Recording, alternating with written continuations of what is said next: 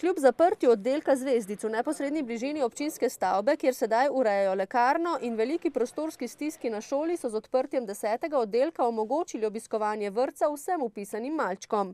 Novi oddelek je v začetku delovanja obiskovalo 6 otrok. Do konca meseca sta prišla še 2 otroka, v aprilu pa potem nekje do sredine oziroma do 1. maja pa še preostali otroci, ki so na čakalni listi oziroma ki so dobili sklep, da so sprejeti, tako da bo s 1. majem nekje oddelek poln 13 oziroma 14 otrok. Ureditev novega oddelka v prostorih šmarješkega župnišča je stala dobrih 5000 evrov. Ugodna je tudi najemna pogodba.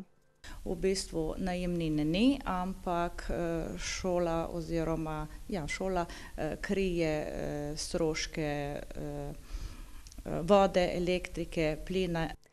A prostorska stiska v javnem zavodu s tem še zdaleč ni rešena. Šolske klopi bodo namreč v naslednjih letih po besedah ravnateljice zasedle številčno močne generacije osnovnošolcev.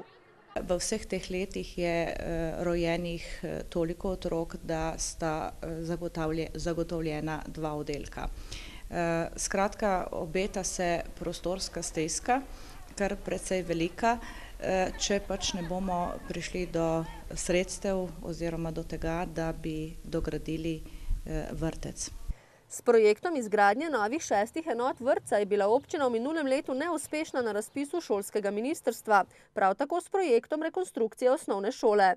Pred vložitvijo zahtevka za pridobitev gradbenega dovoljenja mora občina, kot pojasnjuje županja, spremeniti namembnost zemljišč, ki jih je kupila za potrebe izgradnje novih enot vrtca. Tako je dolgoročna rešitev prostorske stiske, kot kaže, vse prej kot blizu.